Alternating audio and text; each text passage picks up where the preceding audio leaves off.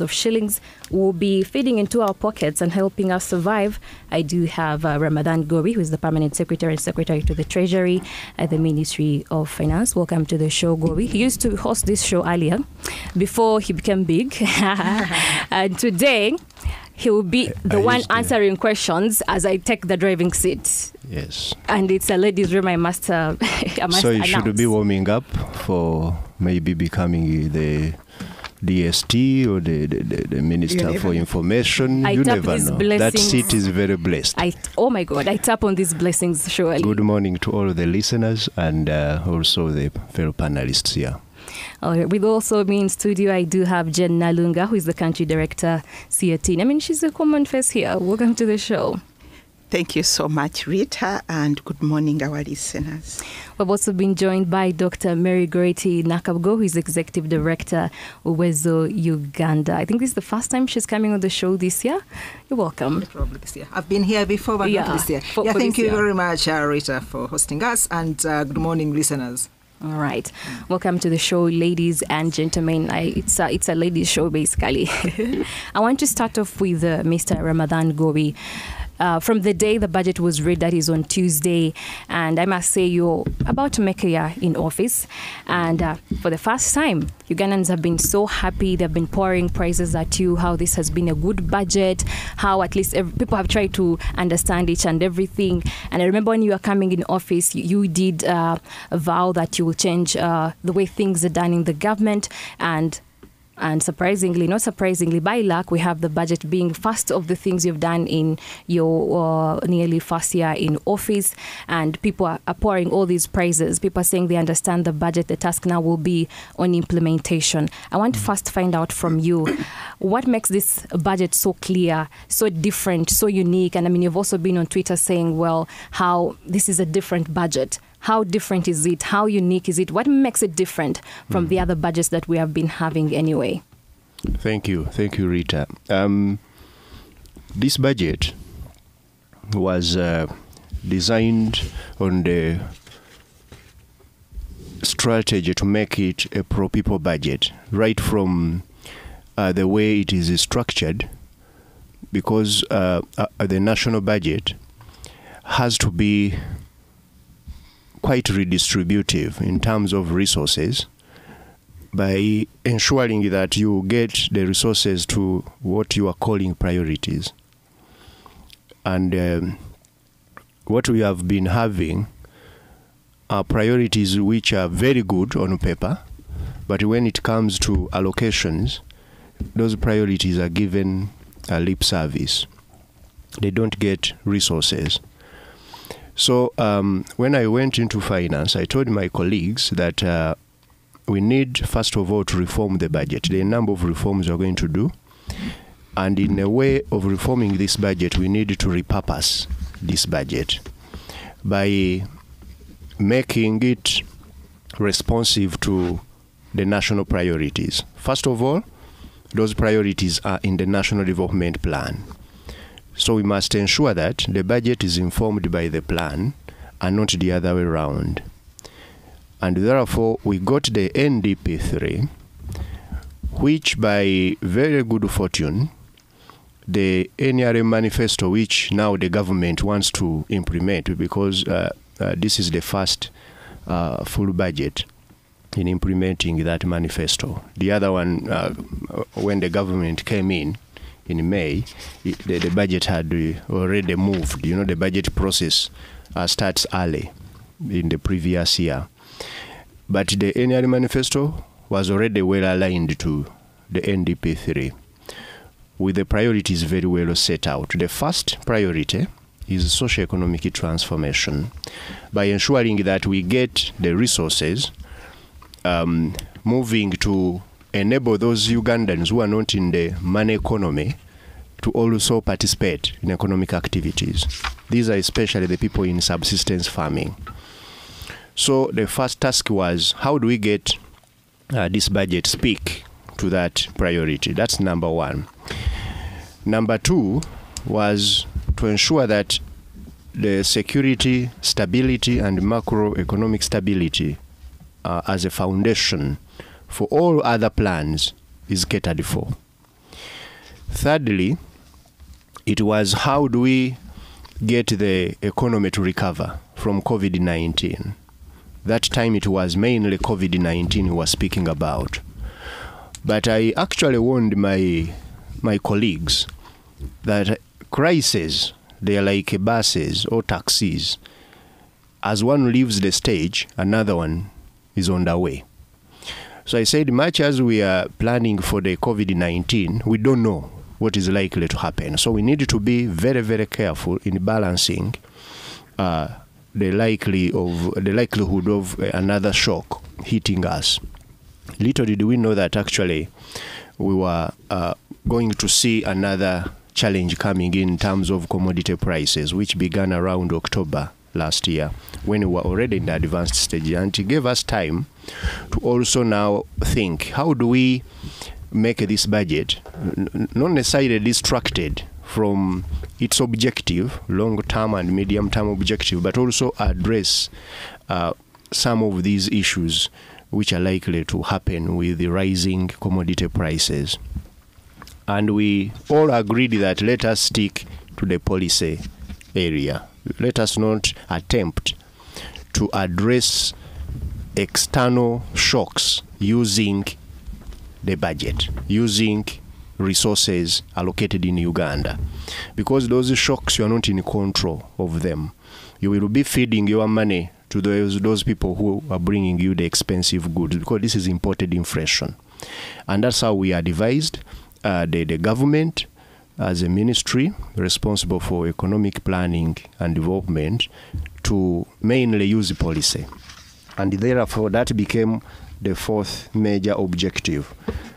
So our objectives, therefore, of the budget became getting households still engaged in subsistence into the money economy, supporting businesses and overall economy to recover, protecting households from rising prices of essential commodities using prudent economic policies, and lastly, sustaining peace, security, and stability. And all of these were anchored on the theme of full monetization. Now, we wanted to start pursuing a strategy of not just supporting the economy which is already there in the Greater Kampala metropolitan area, because that's where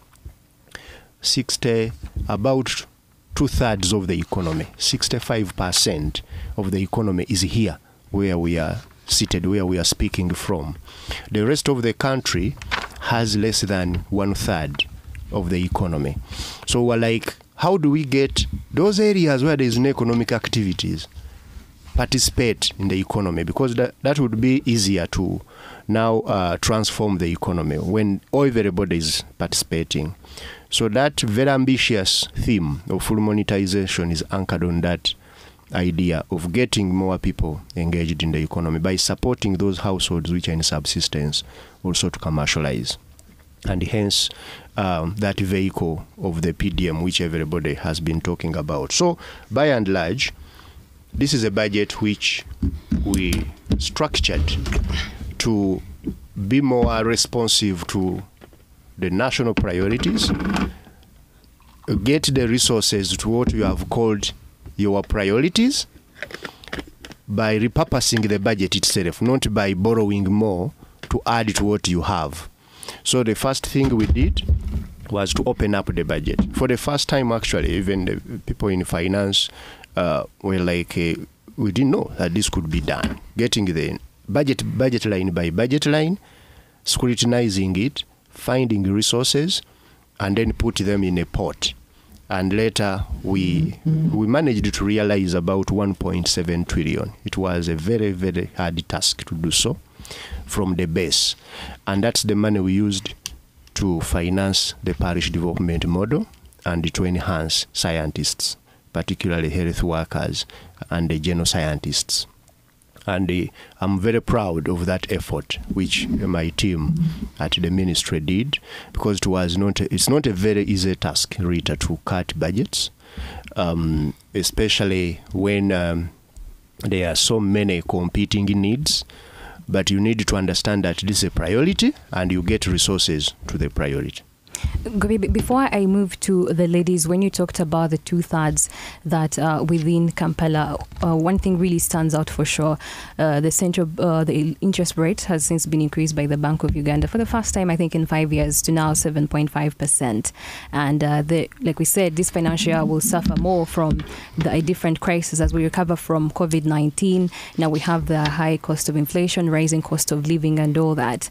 Looking at Kampala, where majority of the revenue really comes from, many people are closing shop because they can't sustain their businesses anymore. And looking at the way things are going, and looking at how government will be borrowing more from the government, meaning the cost of money at the end of the day will really go high. Meaning we might actually see a situation where more businesses, as they're trying to recover, instead will close shop. Where is the hope for some of that class of business community where you are relying at to get these 23.7 trillion shillings? With the inflation rising, usually the best economic policy you can do is to also raise interest rates, because the two don't move together. Once interest rates are increased, inflation tends to reduce, because rising interest rates means making money expensive, and as a result, people will prefer to keep their money in the bank than to borrow money, because when you keep it in the bank, you earn a high return on investment. That's why actually you see our exchange rates here have also started to rise, because our portfolio investors, the foreigners who had brought here the money during COVID, because interest rates in Europe and in North America had dropped to negative, they started searching for emerging economies, and they came to Uganda. They brought dollars. Now, immediately their own countries started raising the interest rates, like you have said in the preamble. US, UK, and others have increased substantially. In the US, they increased the interest rates last week by 75 basis points. This is the first time they are raising their interest rates in one go in the modern US economy. And this now has made the US market very attractive to portfolio investors. They have now started to withdraw their dollars and take them there to buy the paper of the US. Now, that definitely would affect business, but we anticipated it. And that's why government has been looking at how do we distort the commercial market by putting in place some funds which will be the last resort, supporting those businesses which are recovering. And Rita, the businesses which have been doing business quite formally, having good books of accounts, doing their tax returns and so on, they can easily access some of this relief funding. And also Bank of Uganda gave them opportunity to restructure loans. This has kept them afloat. But the challenge in Uganda, those are few businesses, and we are mindful of that. Most businesses are informal. They don't want, even if it's a big business, they don't keep books of accounts, and that has also affected the way they could be supported. Now, we have put in place also a number of other interventions to support those informal ones. We have put in place the microfinance support center. We have capitalized it so that it can continue to support them through SACCOs, the Myoga Fund, which is supporting especially those informal people working in the markets. At the beginning, people who used to badmouth even a Myoga. They didn't know the capacity they had because they were targeting the people who are working in the informal area. Those who are in the informal space are very happy now. We have also got a World Bank grant of $207 million. This is equivalent to about 800 billion, which is going to help women-owned enterprises that are formal, are ready to formalize. You know, like you are graduating from a Myoga, you are doing some business in a market, you got some money informally, now you are ready to graduate to formal. we are trying to support them. But as I've told you, this is not a period where we are in a normal circumstances. Everywhere in the world, inflation has increased, interest rates as a result are rising. So government, we are mindful, and we know some businesses will be destroyed, but also these shocks come with opportunities for some other areas, and the net kind of balance will be, for me, a good opportunity for Uganda to even implement these efforts like import substitution and others. Okay. Let me bring in Jen. This budget has indeed been praised as such a good budget. Ggoobi has described it as a pro-people budget. We were here discussing this before the budget was finally presented. Maybe let me first pick your thoughts on what you make of this budget, your picks, your lows and the highs. Thank you so much, Rita. And good morning once again to our royal listeners. For me, this budget is not any different from the other previous budgets. Again, we look at haggling between what goes to capital development, social capital. Is it capital development? What's going to agro industrialization? That's a lot of money. What's going to security and governance? So it's the same business. It's business as usual. And for me, this is what's really disappointing in this budget. It is business and as usual. The PSST was talking about repurposing the budget in according to the National Development Plan 3. That National Development Plan was developed how many years ago? We are now, isn't it the third year? 2020. Things have changed, that COVID pandemic happened. We are living with the consequences. Now the Ukraine war is there. But we are still saying what goes there, agro-industrialization. You talked about hope, Rita.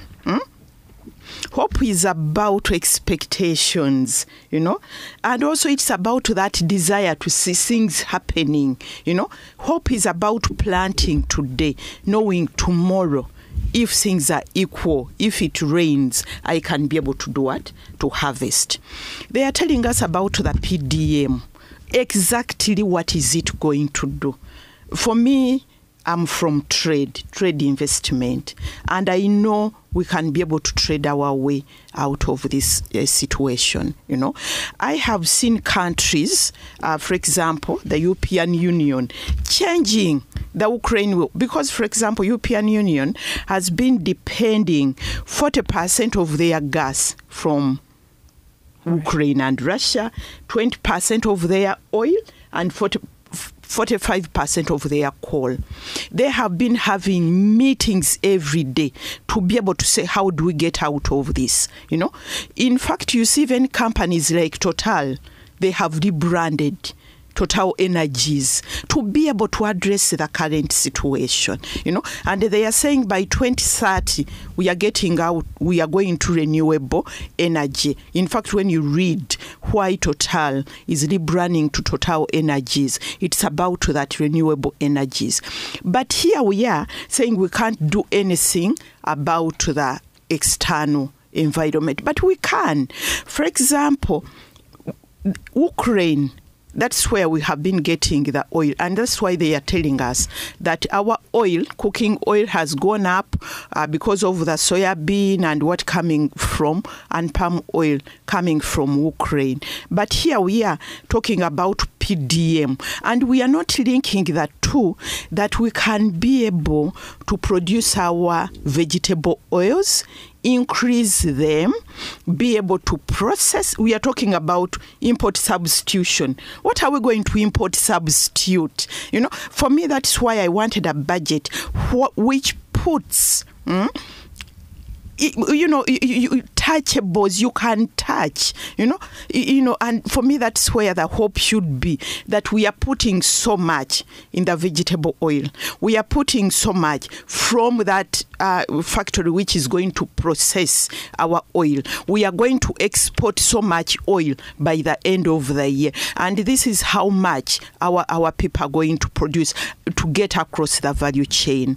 Rita, we are negotiating agreements, the entire continental free trade area, and I'm asking, what are we taking there?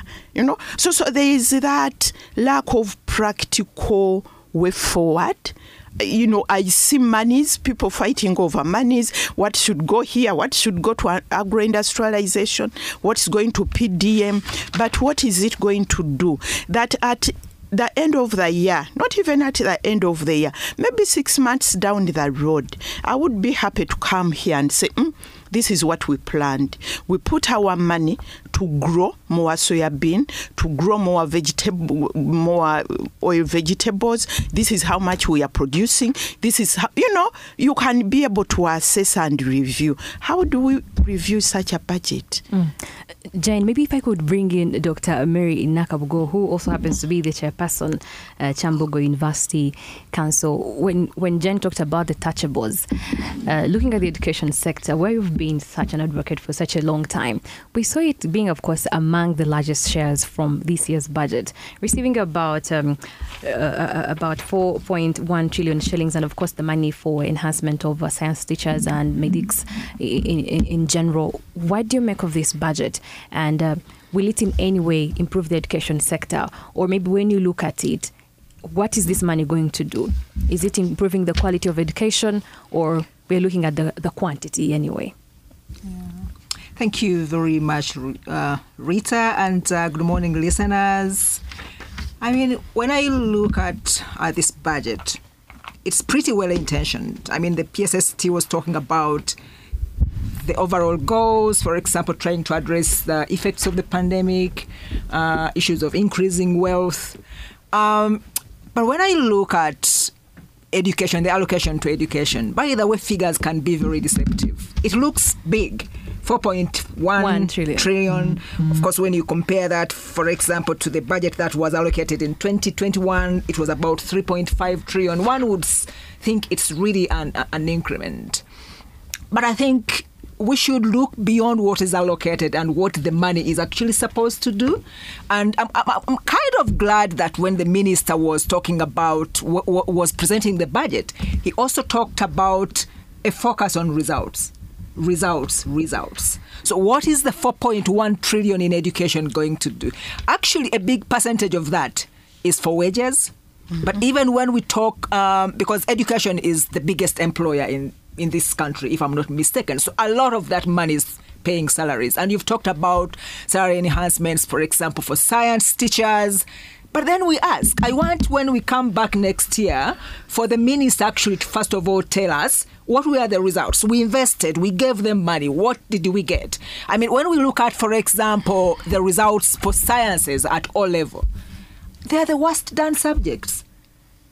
If you look at the performance for O-level in 2020, 2021, almost 50% of students who sat, and remember sciences are compulsory, almost 50% couldn't get even past 8.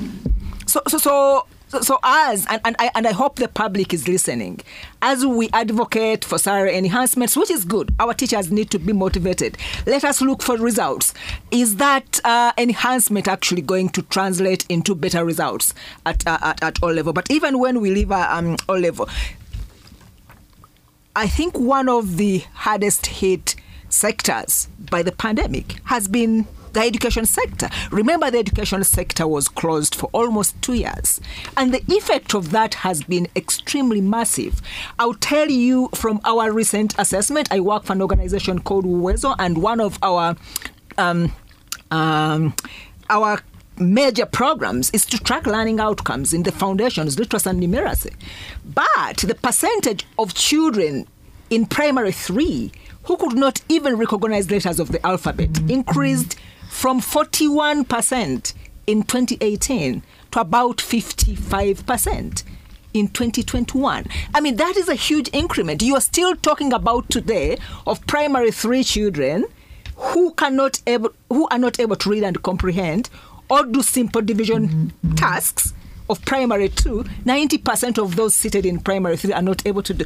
So one of the things that we want to ask ourselves, where is this money going? Yes, a lot of part of it, as I said, is for wages.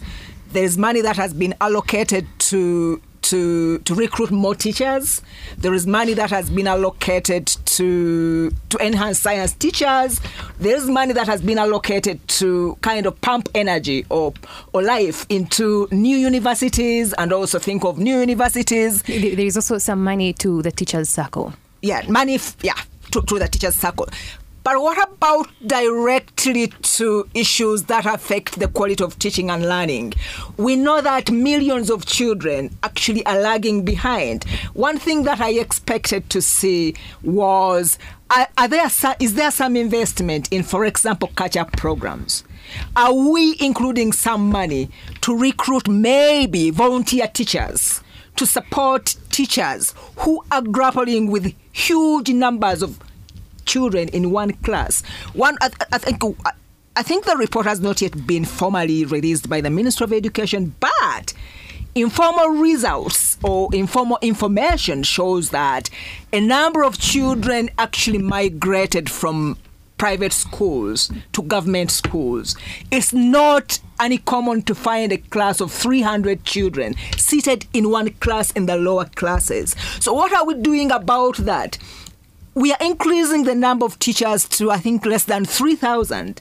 But is that deliberately going to address the crisis that we are having in the primary education sector, for example? So yes, the money has been increased, but for me, my worry is about the priorities. Where is it go? What is it going to do? The biggest crisis now is to address the learning loss. A lot of learning actually was lost. And as the examples that I gave you, even before the pandemic, seriously, even when you look at primary 7, you're talking about like 10% of children sitting PLE who are not getting anything.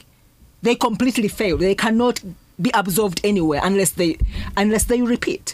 We're talking about wastage in the system, whereby you have 70% of children who enroll in P7 don't transition to secondary school. So I wanted to see a few areas, some money being allocated to actually addressing such wastage, but also money being deliberately allocated to recover the learning loss. I think just increasing teachers to by 3,000 and enhancing salaries of science teachers perhaps is not good enough. So for me, that is my take on the budget. And whatever has been invested here, we should ask for results. So maybe, Dr. Nakabugo, if I quote you right, yes, you're saying the money for education has indeed increased. And if I could see in the President's State of the Nation address, even at the budget day, he was concerned by that loss of students from P7 who don't transition to secondary and all that. If we look at the 4.1 trillion shillings, if I quote you right, yes, the figures are big, but the intentions are not clear enough to improve the education quality in the country. Did I quote you right on that?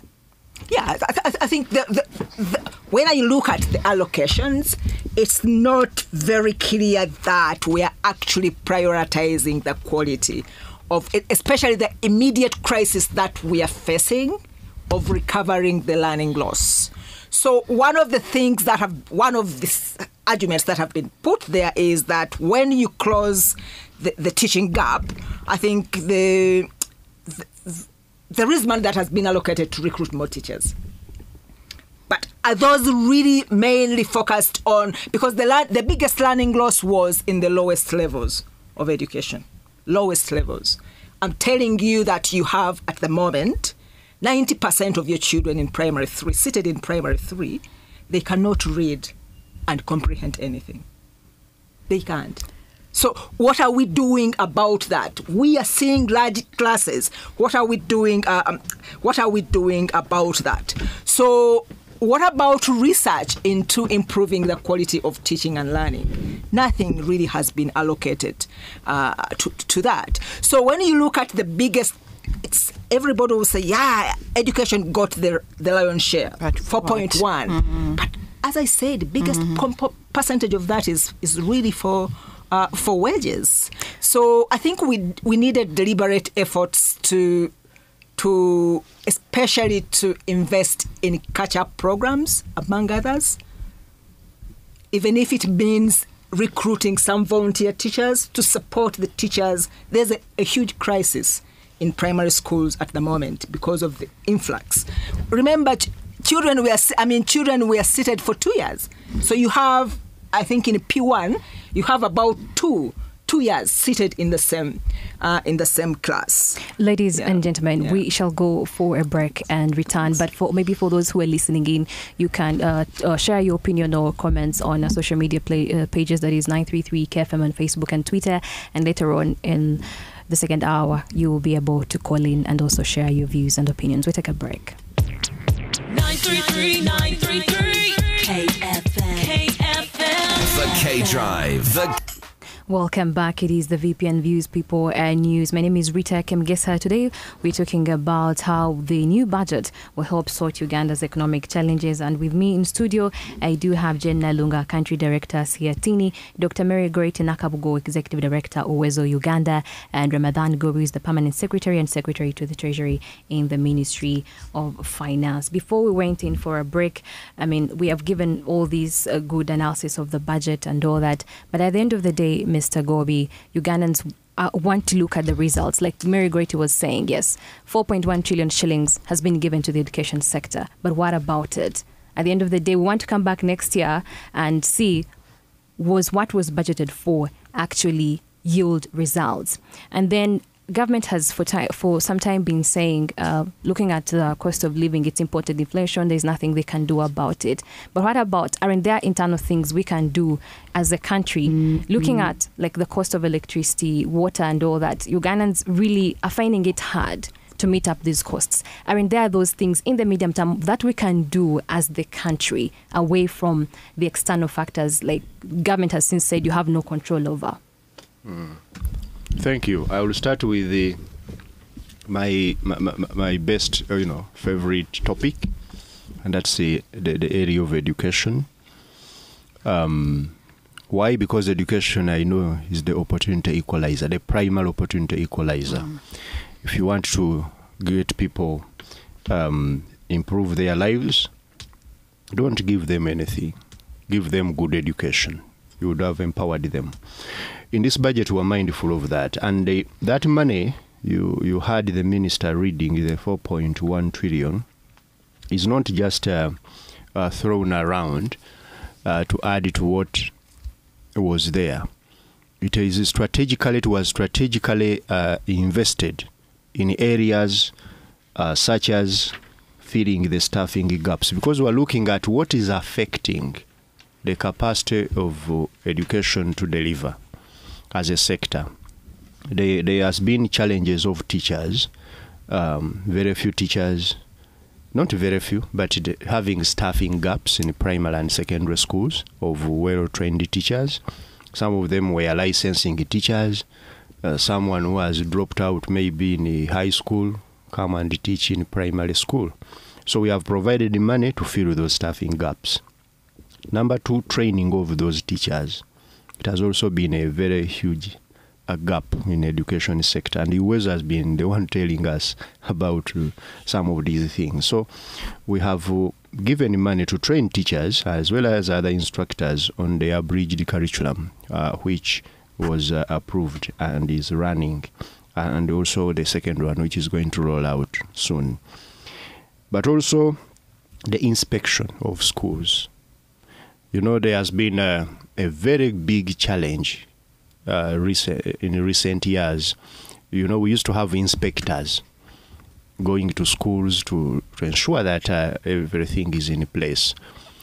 But this has been weakened over years because of the numbers. The schools are many, the children are too many now, and so on. and the government was constrained in terms of the resource allocation because UPE took all the money into capitation and paying teachers. We have now come up with a new system, an online system, which is going to be used to inspect teachers. And when I arrived in the ministry, they told me there is this system which we have been trying, but we don't have money. The first thing, it's called the Teacher Education and Learning Assessment, TELA, that system. Every school, they are going to have a phone, because now this phone is something which is common, and it has a mechanism, it has a platform in which we can, track the learners, what time have they come to school, what time are they leaving, the teachers, and so on, such that the inspection of schools can improve. I remember I grew up in a school environment. My mother, my father, they were both teachers. My father was a head teacher. We moved around schools from Entebbe to these places of Wakiso back to our Butambala and so on. There used to be inspectors coming to schools, but lately there has been a very big gap in there. So we are putting money in the soft areas, which what we call those areas which are not observable, but they are very critical for the education sector. But on top of that, we are also, some of this money is going into the building of seed schools.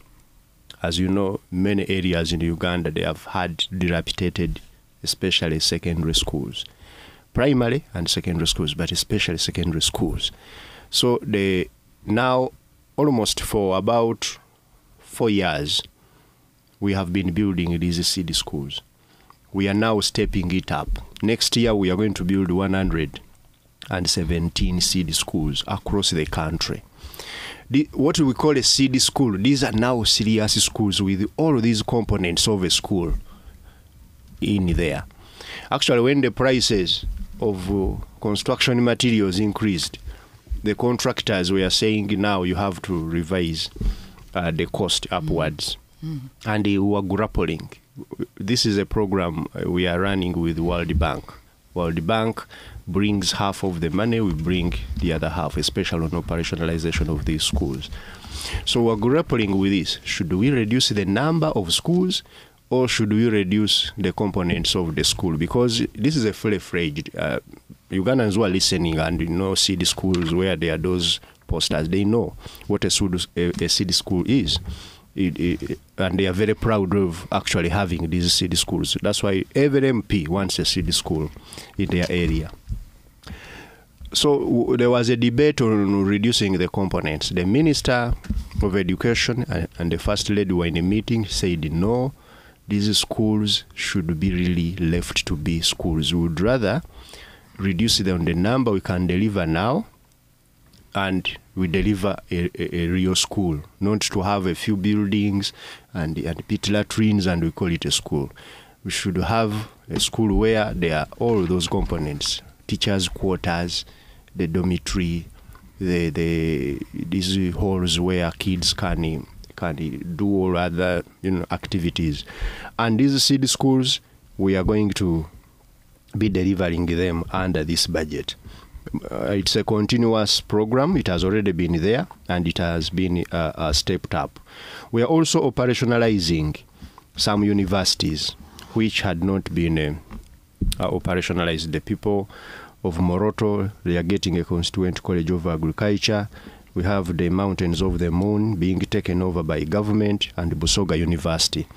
And this is the money you are seeing in this budget. We are also looking at equipping laboratories so that science education can become more seriously handled. We are looking at equipping vocational institutions, because some people have been saying they are vocational institutions, but they are not students, because they were going there to study theory. And human beings are very clever animals. When they see no value, they will withdraw. Now we are equipping them so that they can be able to deliver. In other words, to cut the long story short, because these stories were read by the minister, the education sector, we are prioritizing mainly improving the quality of education, and also to ensure that we can enhance the learning outcomes, because this is where the weakness has been, as many reports have told us, Uwezo and so on. You heard the president when he was talking at the end of the budget reading that it's not acceptable for us to have that low level of very high levels of child dropout from school, particularly in those hard to reach areas. And these are the areas now we need to put emphasis on, and we are trying that. Lastly, on the internal things which we could do to curb the inflation, we are definitely mindful of this. And the inflation of Uganda is mainly driven by two factors. I'm telling you, if those two now came into play, we would be like those countries we are reading. When we ask people to work at home or to stop doing certain things. And number one is food. Food is the key driver of our inflation. Whenever food prices rise, we are in trouble. That's why now our major focus is on how do we sustain the production of food and the storage. And there are going to be some changes in the budget, slight changes as we implement, to support mainly the growth of fast maturing food, because we didn't give it enough money as a specific item. We gave agricultural production money, but now Cabinet took a decision that we should, when we presented this paper on inflation, that we should support more, especially those people medium to large scale who have some land, 20 acres, 50 acres, 100 acres. You're going to support them to bush clear, plant, and also manage the harvest of fast maturing food items so that we mitigate the risk of food. We are also, as the minister told you, we are seriously now implementing alternative routes for fuel. We've had challenges with Kenya. Number one, recently they held on our oil. There is a vessel which was bringing oil, and they diverted it to Kenya. It took the president to liaise with his colleague in Kenya and also sending there a team for us to get our oil cleared. Because these subsidies which were in Kenya had caused some challenges which we talked about. When the dealers in oil in Kenya started now to hold their oil or to sell it outside Kenya. They were looking for where prices were better, here, DRC, South Sudan, and other countries. But also, we are mindful that Kenya is having a general election in 2 months. And usually, whenever Kenya has election, we get challenges of logistics, the movement of fuel especially, because fuel is a dangerous item to move in transit. You don't want to pass it through a politically hot kind of territory. So we are looking at how to actualize the movement of some of our oil through Tanzania, Mwanza, Lake Victoria, and it comes here. We are doing that, and we are going to support it through the budget, and it will help to mitigate some of, because what we don't want in Uganda is a shortage. But nobody should expect government to interfere with the international price. That we are going to come and say, let us reduce the fuel price, say, by 500 shillings. It doesn't work. It's bad economics, because what it creates is an artificial shortage. Those who are selling the fuel will either hide it, or if you have subsidized them, they will sell it to another destination, another market where they haven't done that. And many countries have now learned not to interfere with these markets. The few which have been interfering, IMF has interfered also with them. You know, IMF has encouraged all of us to keep the market dynamics work. We are not necessarily saying that we are responding to IMF programs. No, we are responding to good economics. There are those things they have told us and we have refused to do them. Mr. Ggoobi, you'll hold your point just right there. But I want to bring in Jen. The budget has had such a good face value and all that, but one thing that remains for sure is the implementation. Looking at some of the things that government is looking at to reset the button is the parish development model. Many people still, the implementers, the parishes down there still remain clueless. How are we going to have accountability of all this money that we are pumping into these programs that government is looking at to reset the button? Okay, thank you so much, Rita. I wanted to go back to the issue which Dr. Gorretti has raised about clear results. If you know you have a clear destination, you know even how to monitor, you will know whether you have hit the mark or whether you haven't hit the mark. But if you don't have clear plans and results and indicators, sometimes it might be difficult to know whether you have hit the mark or not, and any destination will be good enough. And for me, maybe that's where we need to look at where we are putting our money. And I want to go back to what the PSST has raised around the internal responses, around food production. It is good when you are, anybody who feeds you will rule you, But if we increase food without a market, then you are impoverishing the smallholder farmers more, because they will produce and the price of food will go down. And we have seen that happening. I usually give the example of pineapples. People are producing pineapples, we buy pineapples cheaply, and you wonder what you are doing to that farmer, has produced them. So the two have to go together. And fortunately, what we produce is food, and we eat it. But what we produce also has markets. So for me, what I'm missing are those linkages. We are talking about PDM. We are talking about increasing production, but we're also talking about the monetized economy. But that's really not linked at all, Take an example. I remember when the president was talking some time back. What is not linked? All those three.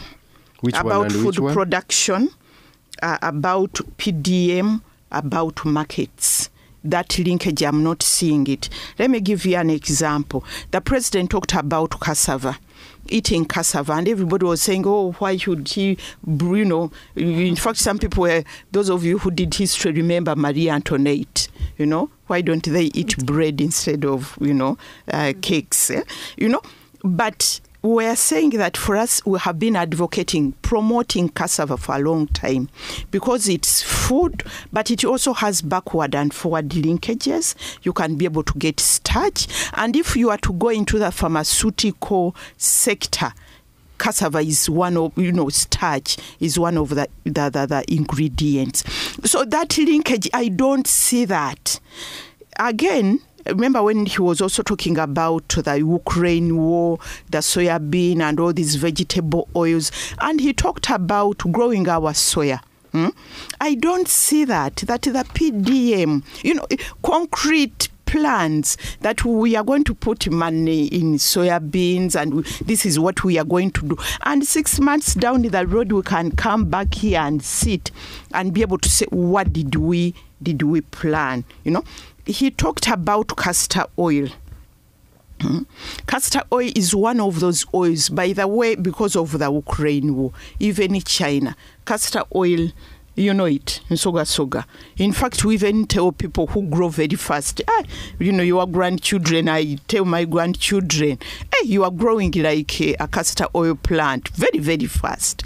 They grow very fast. But I don't see that kind of planning that in PDM want to put money in people's pockets. These are the products. And we have a market, because at the end of that day, I tell people, if we are going to get out of poverty, we need to sell.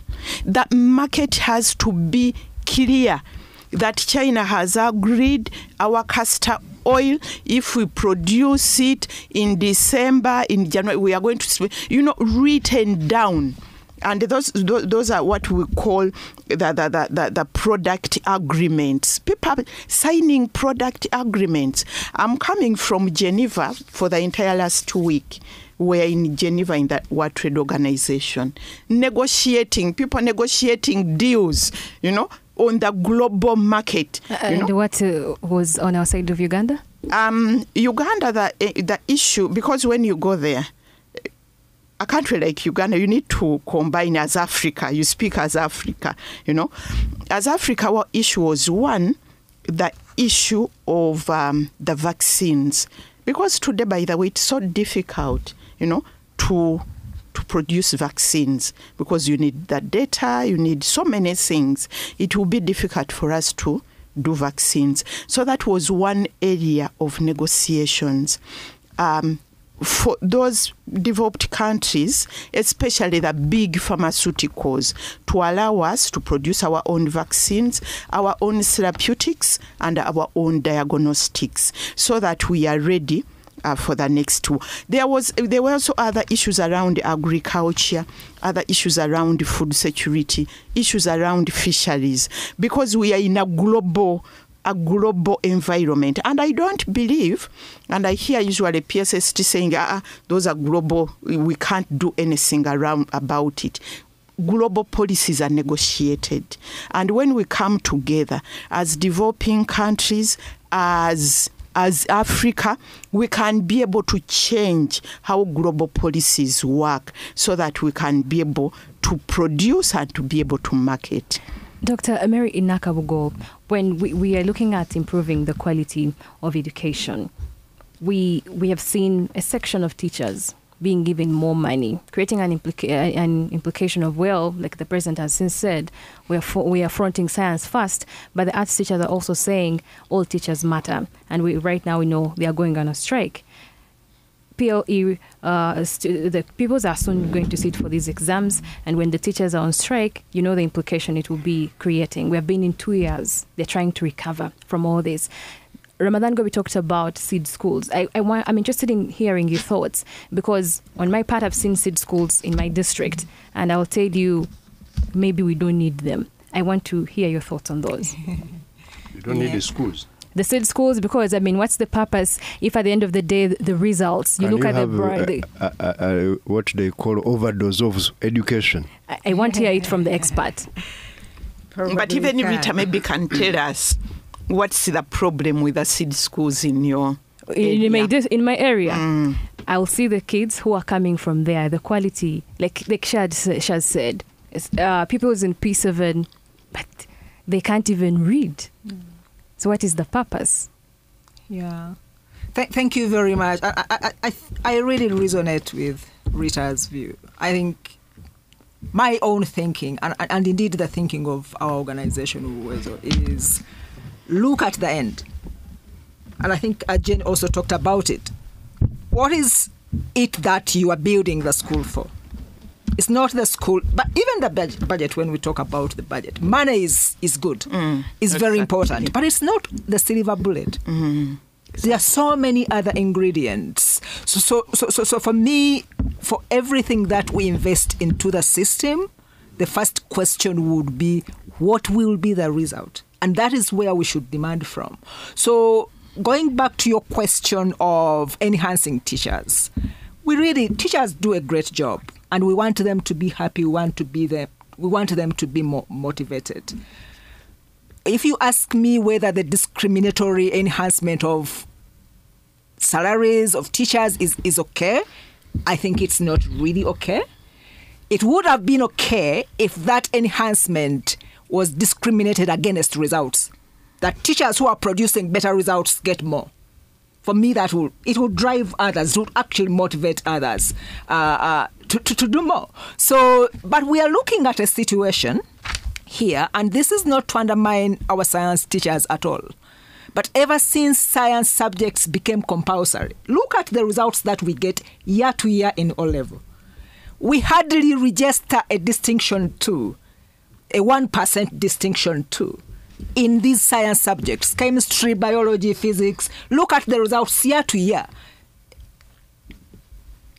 Almost over 50% of this, I said this already, 50% of students do, and sciences are compulsory, 50%, they can hardly get a pass 8. So for me, well, if the enhancement of science teachers, and I hope it is equally done also for the other teachers, if that translates into better results next year, and I really want to task here the PSST. Next year. Yes. That's how you plan things. Exactly. So when you read the budget for next year. things to happen in 1 year. No. Have they, the wrong things, have they happened in 1 year? No. You can't correct things in 1 year. I'm not saying there should be a beginning. No. There should be a steady. You talk about steady progress. There should be a steady improvement, but year to year we haven't been seeing any improvement at all. So enhancement of teachers is a really good start, and we should encourage it for all teachers, but we should go beyond just enhancement. Perhaps in future we should talk about kind of results-based kind of enhancement of teachers, such that those who actually do well, we can set benchmarks. You talked about how do we define learning, how do we define somebody who's doing better, and then those who actually do a better job, they can be enhanced. Going back now to the issue of the seed schools,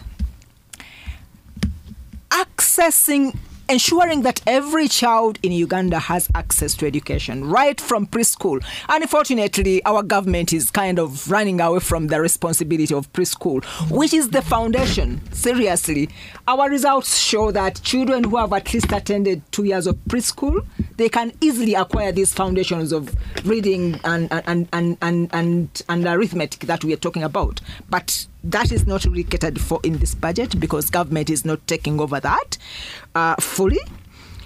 But when we talk about infrastructure or buildings, those are really inputs.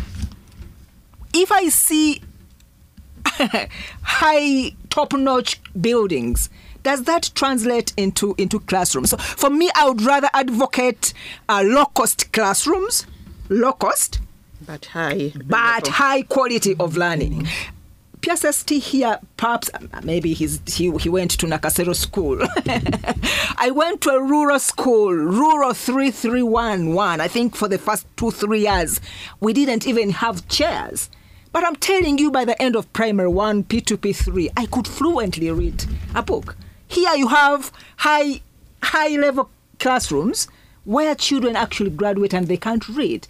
We have also seen cases where that was pre-COVID, where you have a government-aided school here in the neighborhood with very good infrastructure, but parents opting for a private school.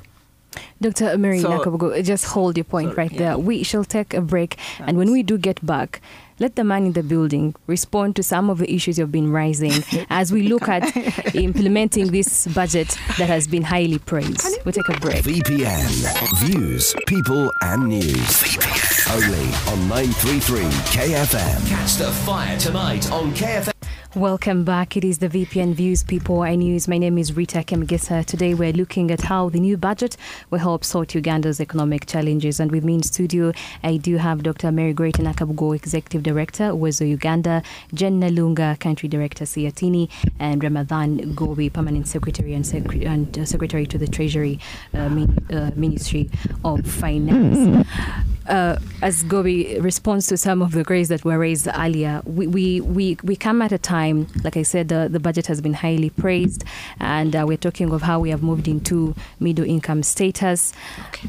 Ggoobi, as we make of all these good things, the Ugandans don't see the figures that you talk about, the middle income status. I mean, people are broke. They don't feel the economy. They don't feel the economy. We are broke. We don't have money.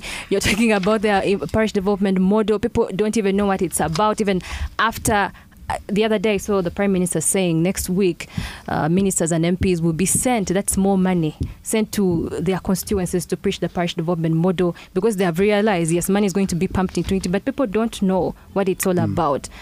And then Jane talked about the linkages. She doesn't see the connect between the monetization of the economy, the parish development model, and the markets. Yes. Very mouthful of concerns and questions. I will start with the issues of my good friend Jen. You know, she can't speak like for a minute without speaking about markets. That's why she's my good friend. And in most cases, market entry. Because I'm one of those economists who believe that the Say's law should be disbanded from economics. You know, that supply creates only demand. Other factors held constant. I believe that that law should be reversed. It should be the demand to create supply. And that's how economies function well. So, in that very paper called the Budget, Jen, we moved from market access. And this is specifically, I should confess, it's you who has influenced this. And we are targeting market entry. We are targeting on how to support our Ugandans who sell goods outside this country, especially to access those markets and enter them. Because with market access, we signed agreements, like you have ESC protocols, we have COMESA, we have now UAE, but these are on paper. People have been having challenges to access. What are the challenges? Number one, the standards. The quality of the food we sell, we want to market. These goats and the chickens and beef, they don't meet the standards which are required. So we are supporting that area of standard improvement. In this very budget, if you went into the details, we are looking at also how to actualize the market entry in those areas. Because recently you've heard we are trying to get into the market of DRC in a big way. All of these initiatives you see, they are going to be real. We support them. If resources is a point, we are going to provide the resources. Beyond the resources, we need the policy aspects also to be attended to. These negotiations have to be done. And we are supporting this in this. But now, particularly for the parish development model, because you raised the aspect of market for food, because you are saying there is a disconnect. You are not seeing the link between food production, the PDM, and the market. I wanted to tell you that actually and industrialization. This PDM, you see, is at the beginning targeting actually agricultural production. We are targeting pillar number 1. The 100 million which we are sending to the parish is strictly for purchase of quality agricultural inputs by the farmers themselves. We are tired of having procurement officers deciding on what should be sent to the farmers. What government has done is to provide in the guidelines that 7 key enterprises should be specialized by those households which have small pieces of land to do intensive farming. And those are poultry, fishing, fruits and vegetables, piggery, milk, food crops, and coffee. Those are the areas where someone will get money. If you are not going to deal in those and you are having a small piece of land, you are not going to be registered to get these resources. And the registration is ongoing right now. There are officers in the parishes who are going household by household to register those who are going to benefit. We are not going just to throw money and people get the money. Actually, I was supposed to send the money for this year last quarter. We said no, we are not going to send money to people whom we don't know and the purpose they are going to use it for. That has to be first cleared, and it is being cleared right now. These are very high value items, which are going to be specialized by those with the smaller pieces of land. Then those with the large pieces of land doing extensive agriculture, those are the ones now the Ministry of Agriculture is going to support through a specialized program, which is under the agro-industrialization. You heard the minister talking about supporting agricultural production, mechanization, irrigation, bush clearing, and so on. And then we are also, as Jen, you know, we have invested in big infrastructure in terms of storage facilities. Now it is lying fallow. So many projects in the Office of the Prime Minister, in the Ministry of Local Government, and so on. We want to operationalize those to improve on storage. Then the extensive crops, these are the low value. For them, they are going to be supported for those who have large pieces of land. 10, 20 acres onwards. And these are including cassava, bananas, cassava, rice, Irish potatoes, millet, cotton, tea, cashew nuts, and so on and so forth. They are quite a number. These things have been designed. I don't know. I'm in the Office of the Treasury. I can't be all over the place educating people about them. They are people responsible for informing the country on what should be done and what they should be doing. And my job is to look for the money and support those programs. And we are doing that. But as you know, whole of government approach is a new thing. People are not used to it. And definitely we still have things to learn. And I want to tell you, we are learning. The PDM is bringing government together to learn to work together. Those 7 pillars now are being handled. Every 2 weeks, the Prime Minister calls a meeting of the whole government, and we sit there and we coordinate our moves. That's why you see this time we have avoided a lot of things. By now, people would have eaten parish model money. We are saying no. You are going to first get into enterprise groups. That's why this talk you hear in town is about people who don't qualify for the PDM. They don't know even what is going on. Just like the Myoga Fund, when we were giving it out, people were talking this, but yes, can I ask, you said you are starting with a first pillar, inputs, poultry, fruits, vegetables, and you talked about, you know, what you have been talking about. We are not looking at market access, but market entry. And market entry starts from the inputs. Let me tell you, for example, you talked about fruits and vegetables. A pineapple, if you want to take it to Europe, it's supposed to be a certain size, you know. So if you delink the inputs and you say the first pillar is production, and then you look for marketing, won't there be a problem? No. Because you see, PSST, we had a vegetable oil project. Yes. You go back in your monies. We have there. it. Not that we had. We have them. Okay, we have them. But today, they are telling us the oil, because soap has gone up, the inputs are coming from Ukraine, you know. But we have an entire they project. Are coming from Indonesia and Malaysia. Wherever, and Malaysia, and palm oil. And so, you know, these are the link which I'm saying which we need to do. Let me answer you. Maybe also on top of that, the Parish Development Board, of course, is looking more at production. One of the concerns that people at least have been talking over is like, okay, yes, we produce, then where is the market for these things that we are producing? Yeah, no, it is you know, when you look at that pillar, it's a full value chain. It's production, processing, value addition, marketing. It's a whole value chain. Only that the money for the household is for production, because household cannot do all of those things. Then there is money which has been allocated for those who are going to do the processing. Usually processing is done by the market by the private sector. You know what in economics, when we say market, people don't understand that. By the private sector.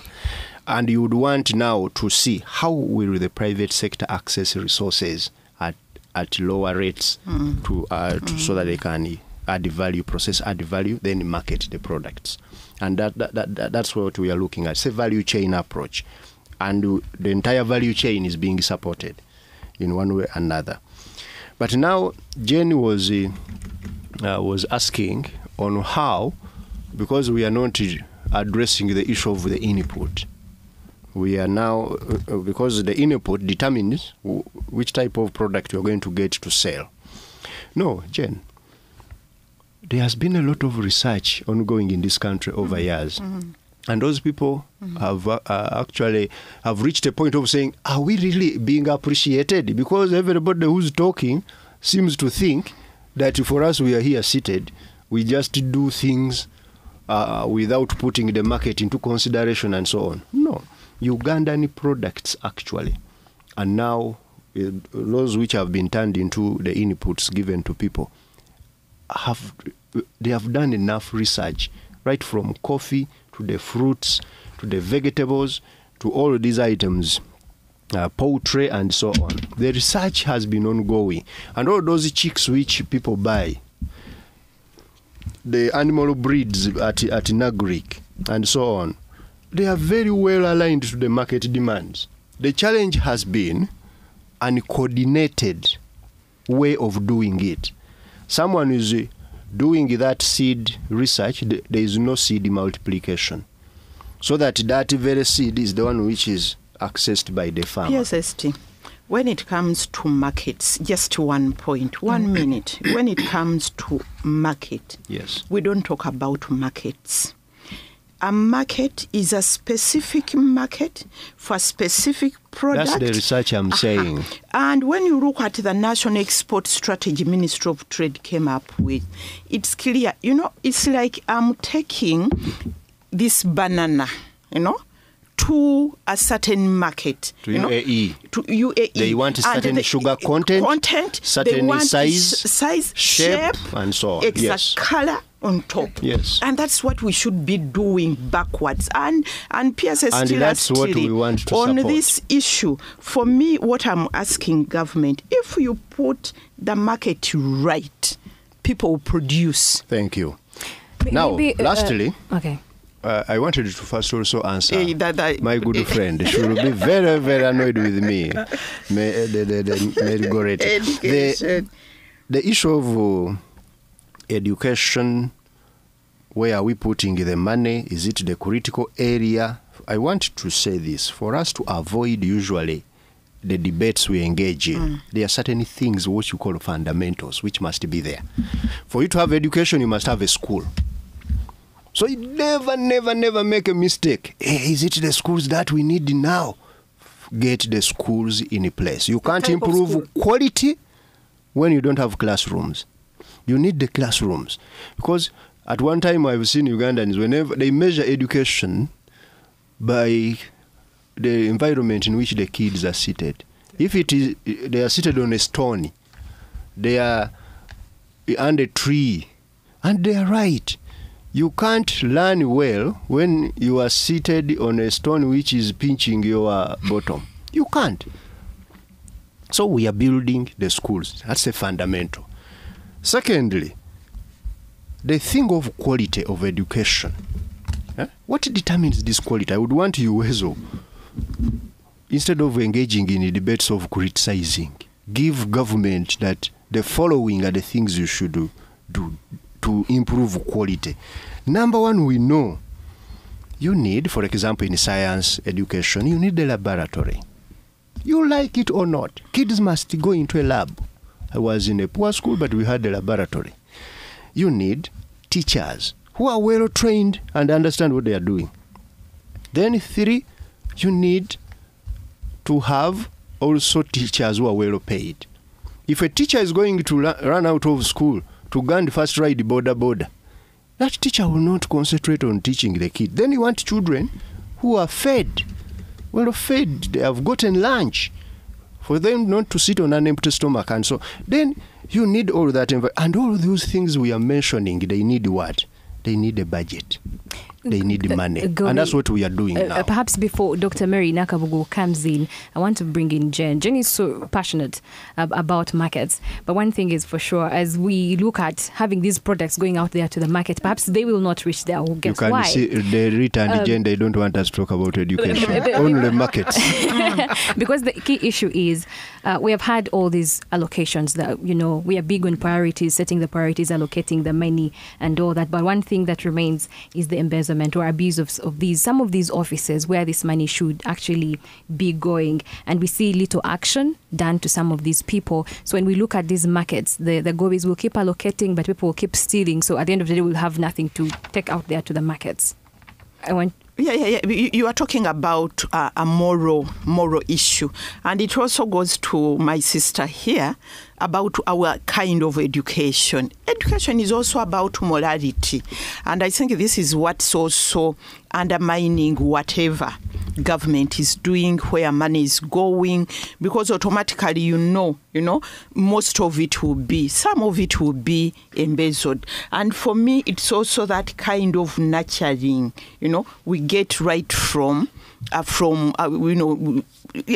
homes, education system, the issue around values, principles, and I remember in our we used to do that, we used to respect government things as ours, we are the government, these are our things, so the whole issue of corruption, embezzlement, and self-seeking.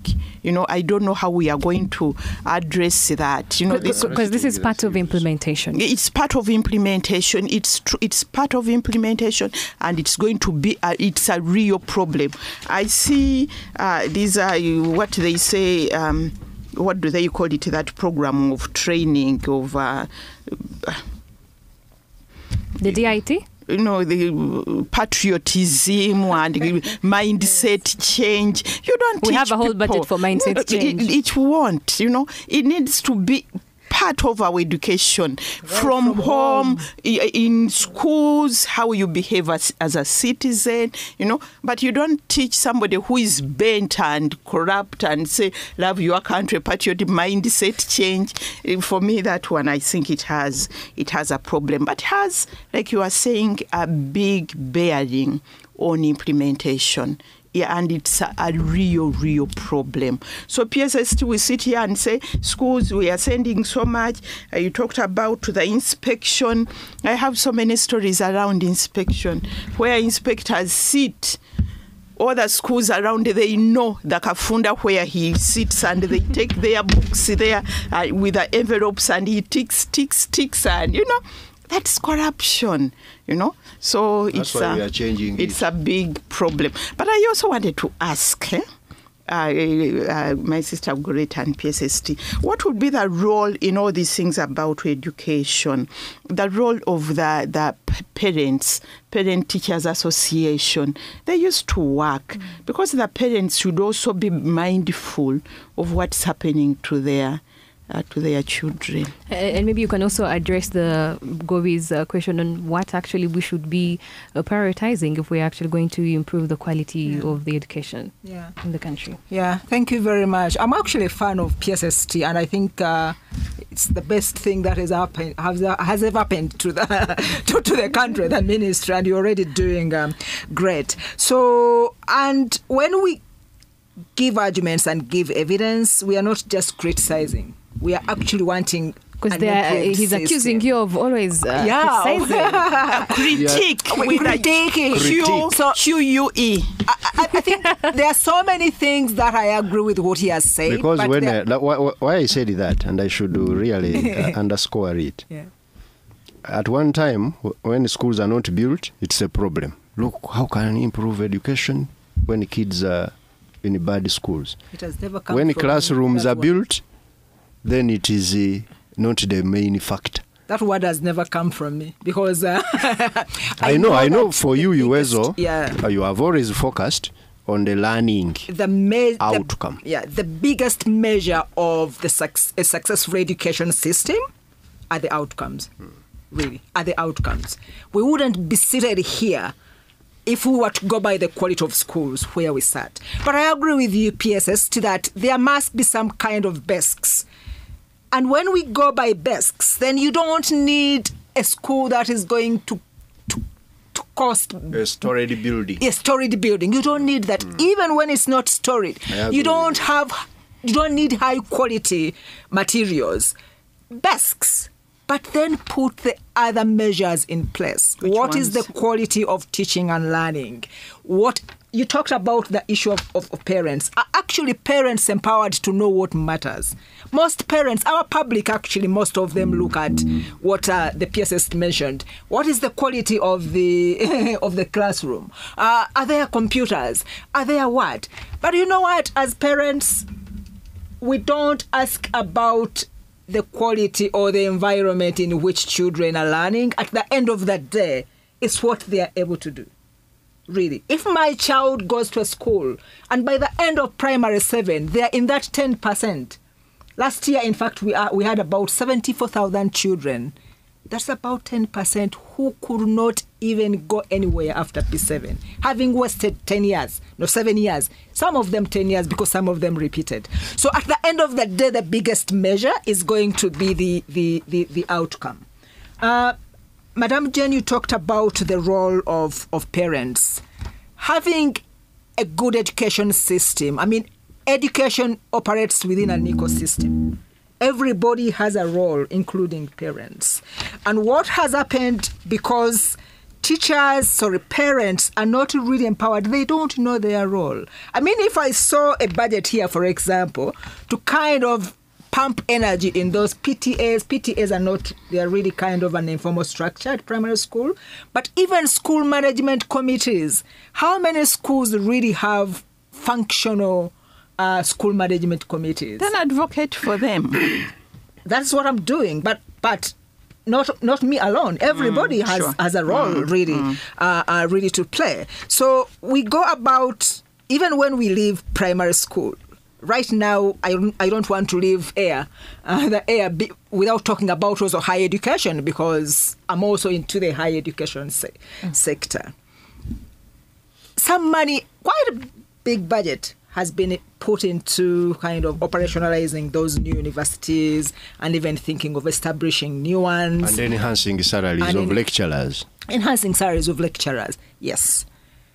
But do we know how the old ones actually struggling, the universities? I'm not against new universities, but can we actually put the old ones Do you know what at a certain level? Do you know what is happening to Makerere, for example? Makerere is not the only university. No, I'm saying yes. We start from there. We have from supported them with almost 100 billion now. In the short time I've been in the ministry, but what is happening to revamp universities? The same Chambogo, Busitema. We are supporting all of them. You are supporting, but you can do more. I know. Ladies How I wish you could give me some more money. Ladies and gentlemen, we shall go for a break. And when we do get back. 933 KFM. Before we went in for a break, we're looking at how this good budget will be implemented. And I want to just give you 1 minute, Jen Nalunga, like you requested. You seem to be banning when we're talking about education. And I can understand you, history of a teacher. A teacher remains a teacher, right? Okay. My sister Gorretti raised the issue of the 4.1, is it, trillion budget? Yeah. And that most of it is going into wages. Really? They also talked with the PSST, talked about the many universities which have been taken over by government, Busoga, Mountain of the Moon. Is it possible or is it necessary for these universities to be universities? Can't they be colleges of Makerere University. Because I remember, Makerere University, for a long time it was a college of University of London. In fact, when you look at how Makerere University was designed, I did my master's in SOAS, University of London. They have so many schools, Y College, all these are colleges of University of London. Can't we do it that way? Because the moment a university becomes a university, a public university, even Busoga, it means the structure is the same. Can't it be, or is it political that Busoga has to have a university? Fort Portal also has to have a university, Yeah, and I think maybe before the PSS... That's not my conversation. It's not. That is a policy issue. Yeah. But policies are made by people. I know. Yes, I know. I'm in the business of looking for money. Okay. And giving it to those who need it, like Uwezo. So you can help us. So before he came in, my point actually evaporated. So the issue here is that I think one biggest problem, not only at university level, but also at primary level, the biggest challenge was to politicize everything. Even when UPE was introduced, we hadn't yet planned for it. And that is where the problem started. When you go to higher education and you start establishing universities politically because you want Bunyoro to have, you want Busoga to have, you want... That is where the problem starts from. So my argument here, and I think I said it before, instead of expanding, we're talking about quantity. Can we think about quality? Because even the Makerere University you're talking about, yes, in Uganda it's number one, but they also have their challenges of quality. They're talking about, yes, the research budget has been increased, but of course there are still gaps. There are so many challenges there. So can we first look at and consolidate what we have in Makerere, in Chambogo? I don't know about these forming colleges of Makerere and so on, because you might actually be replicating problems elsewhere. Because I was looking at it. I was looking at it from a budgetary point of view. Yeah. But you are very right. Instead of creating new universities, can we maybe create constituent colleges, or can we first actually consolidate them rather than having poor quality replicated almost in every region? I think you should actually talk to these vice chancellors. But Makerere is improving. The quality is improving. I'm not saying it's not improving. Is okay. It's one okay, of but do you highly ranked institutions? I know, but do you want to put more resources in Makerere then? Dr. Mary Nakabugo. Rather than creating a new university somewhere else. Also others as well. Dr. Mary Nakabugo and Ggoobi, I can see the fire is up there. But I want to bring in Jen before Ramathan perhaps can, comment. Yeah. You're talking about the challenges in the education sector. Really, the challenges Uganda is facing are really that great, and they are binding. Jen, looking at the deepening debt, which is really of great concern, standing at 73.5 trillion shillings. And of course, even most of the money will go into, paying some of these debts that we've been getting over time. And we continue to borrow more heavily. And yes, we have set the target of collecting 23.7 trillion shillings by Uganda Revenue Authority and all that. But of course, this is quite a challenge given the economy where we are, and of course, trying to recover and looking at the rising cost of living. Isn't it of concern as we look forward to implementing this budget? What should we be doing? Yeah, the debt is of concern. I think it's going up every day. And also the servicing and repayment, that means that it's taking our resources from those key sectors what we are talking about. But being in a debt, getting loans per se is not very bad. Because business people will know it. Are you credit to us? But it's how we get these loans, what we use them for, whether, when you look at even the project, when you look at the Auditor General's reports, one of the issues which really coming out is the way even projects the way we borrow sometimes money and the projects are not there, we are not ready, we are paying money, so reorganizing that would be really, really important, and also ensuring that we put our loans where there is value for money, there is return on investment, so it's an issue of looking at how we use our resources, whether borrowed, whether generated internally. We need to prudently use our resources. And this isn't what we are doing. We need to reassess so many things, So what we need to do is when we have this money, it's little money, whether borrowed, whether generated, we need to see whether we are really utilizing it optimally. There are so many things which we need to rethink. The leakages, PPPs, the Rubowa issue, all those monies are going out. So we need to rethink. But then, what is also we need to consider, you talked about the middle income status. Because you see, the middle income status for World Bank is those figures, you say the PPP method, then what method today, they use this method and they say, whatever. They say, I did very badly in mathematics. They say, you are now here somewhere. But when you look at UN, by the way, by UN standards, we are still poor. Because UN has 3 parameters, the GNI, the human assets, what Gorretti was talking about, the literacy, where are you, health, mortality rate. But they also look at economic and environmental vulnerabilities.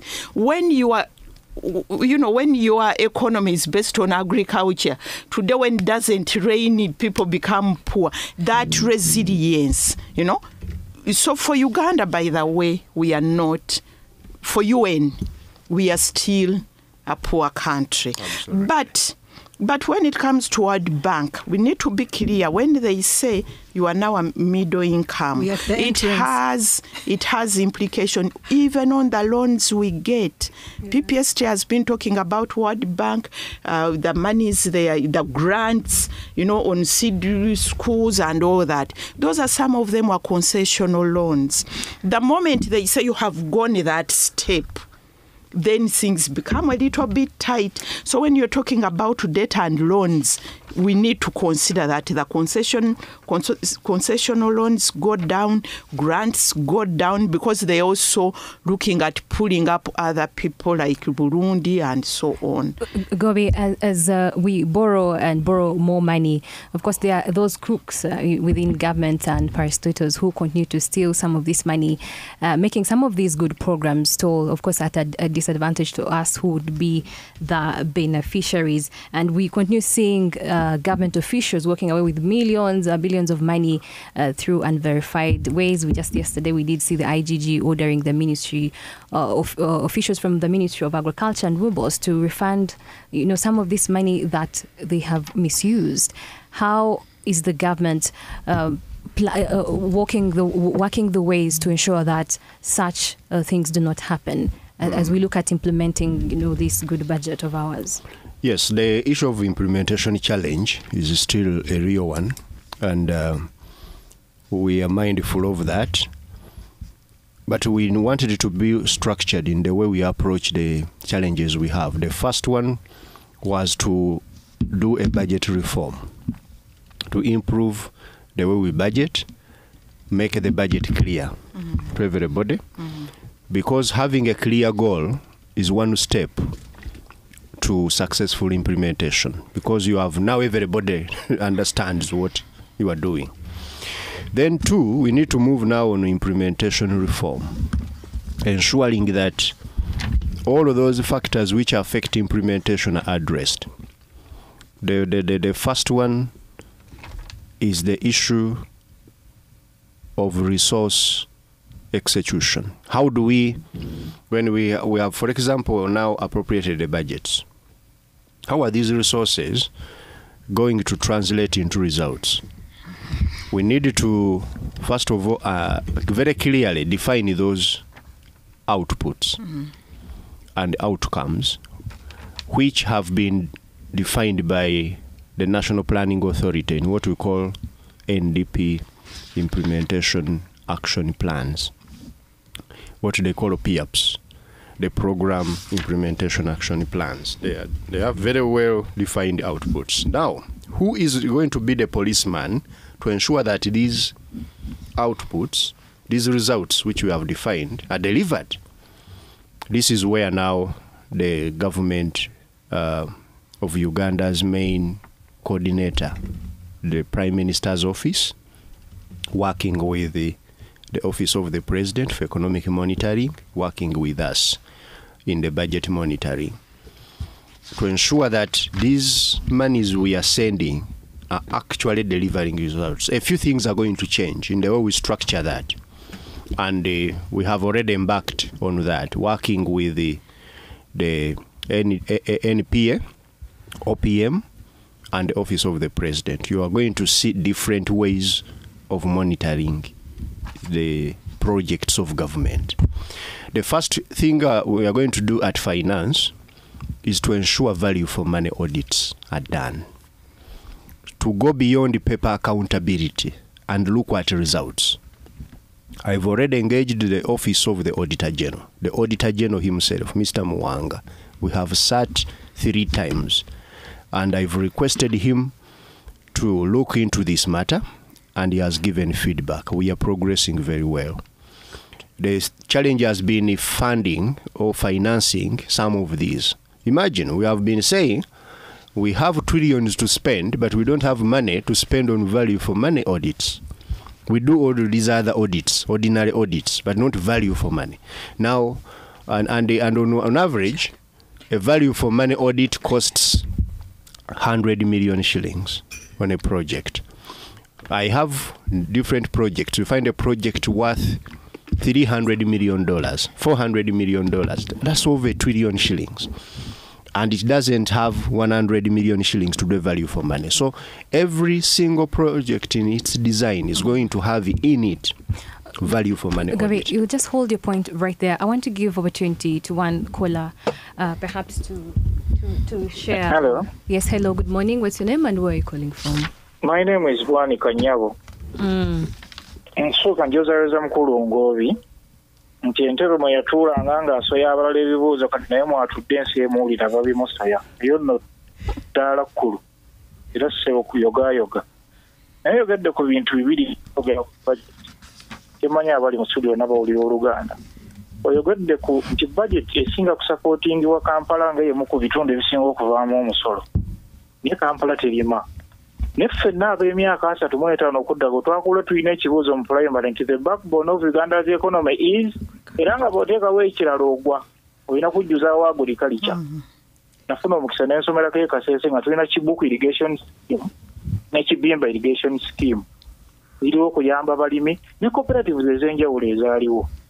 Kati bw'ebanga mu budget muno agriculture efunye kye yafuna nga backbone y'eggwanga eryali lyeyagaza ddala lifaanana bwe liti, Mr. Ggoobi mbadde nsaba oyongera otusomesa ddala budget eno twali tugitegedde bannayuganda.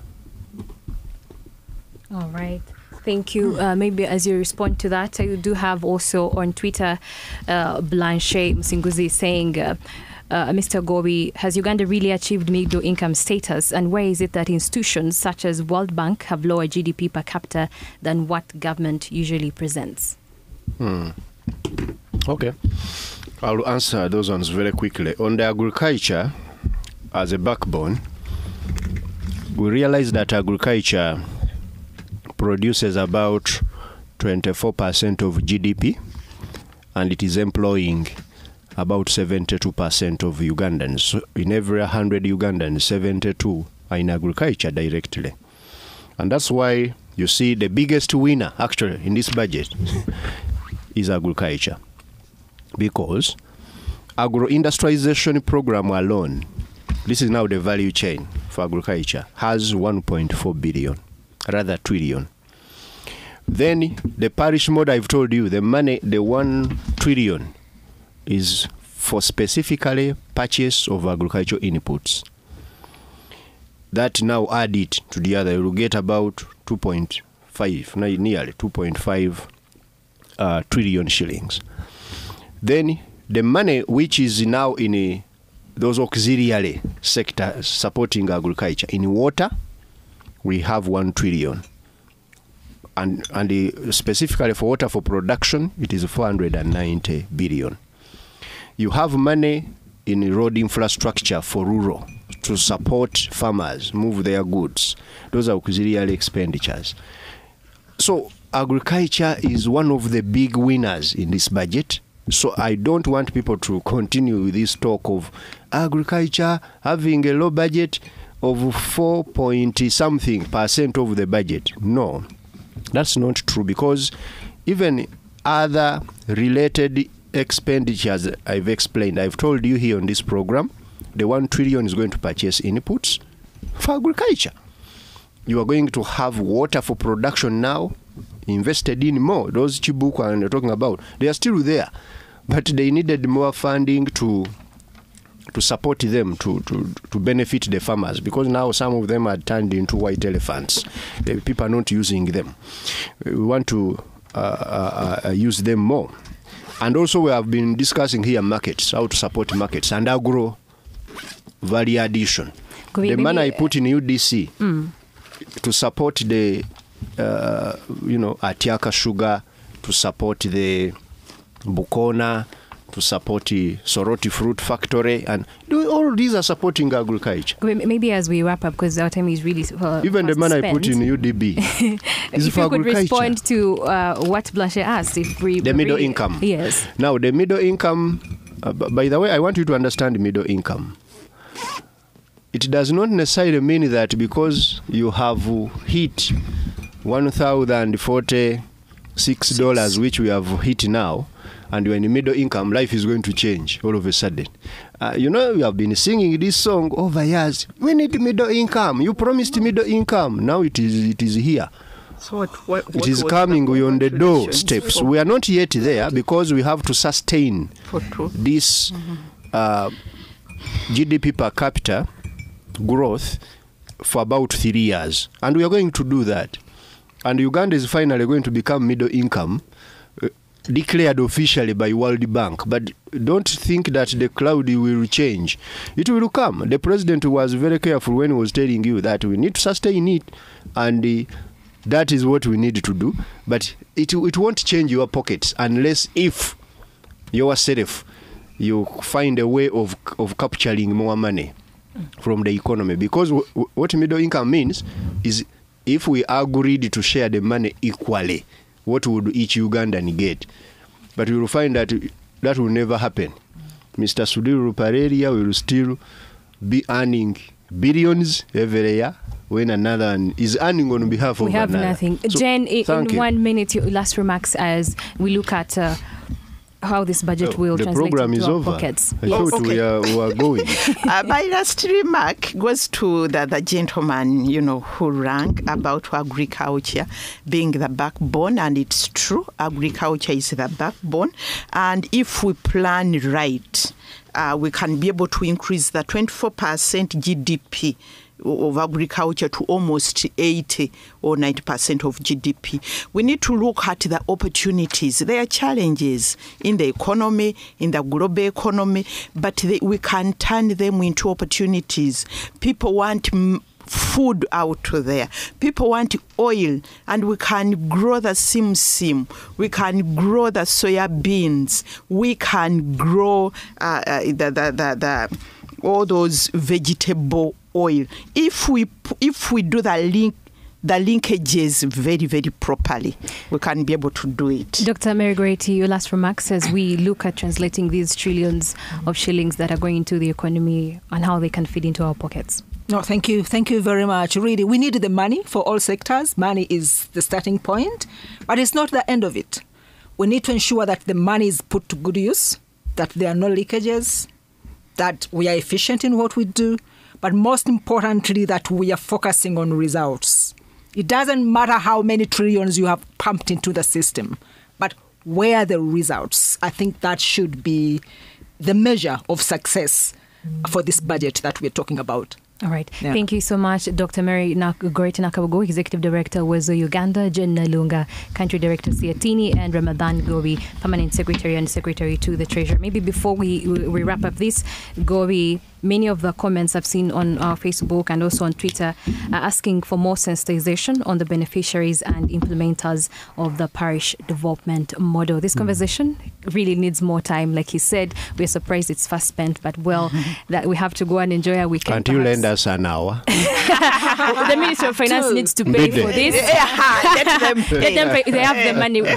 Thank you so much, ladies and gentlemen, for this. We shall go in for news and later it will be sports. My name is Rita Kemgisa. Have yourselves a wonderful weekend. Thank you, Rita. Thank you. Thank you. Thanks. VPN Views.